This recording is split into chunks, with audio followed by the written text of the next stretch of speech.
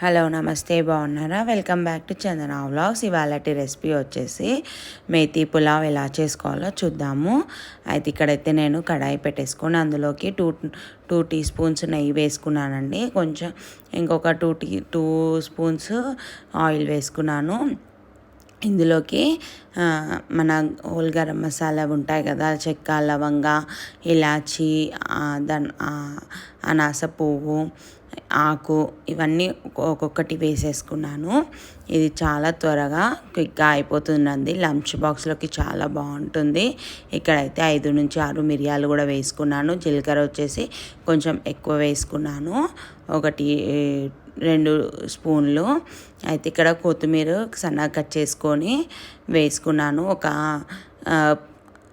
8 నుంచి 9 పచ్చిమిరపకాయలు ఇలా మధ్యలోకి కట్ చేసి వేసుకున్నాను. ఆ తర్వాత 2 ఆనియన్స్ సన్నగా కట్ చేసి వేసుకున్నాను. బాగా గోలాక ఇందులోకి మనము మెంతికూర ఉంటుంది కదా, పెద్ద మెంతికూర, అది మనము సన్నగా కట్ చేసి కడిగేసి వేసుకొని బాగా ఫ్రై చేసుకోవాలండి.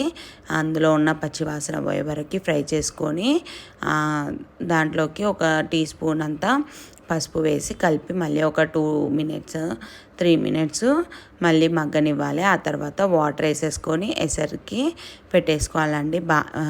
వాటర్ వేసాక ఎసరు అనేది బాగా మరగాలండి. అందులోకి సరిపడా సాల్ట్ వేసేసుకోవాలి. అయితే ఇక్కడ నేను 2 గ్లాసెస్ బియ్యం కడిగి పెట్టుకున్నాను. కడిగి నానబెట్టి పెట్టుకున్నాను ఒక హాఫ్ అన్ అవర్ ముందు. అందుగురించే 1 గ్లాస్కి 1.5 గ్లాస్ వాటర్ వేసానండి.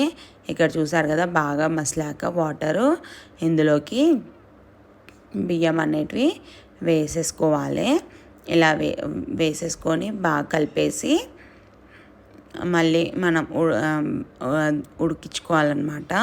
అంతే, ఎంతో రుచికరమైన మేతి పులావ్ అనేది రెడీ అయిపోతుందండి. ఇది బాక్స్లోకి బాగుంటుంది. పెరుగుతో అయితే సూపర్ టేస్టీగా ఉంటుంది, స్పైసీగా.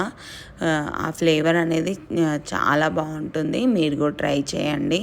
ఇక్కడైతే చూసారు కదా, నేను ప్లేట్ పెట్టి దాని మీద ఒక రాయి పెట్టాను దమ్ కావడానికి.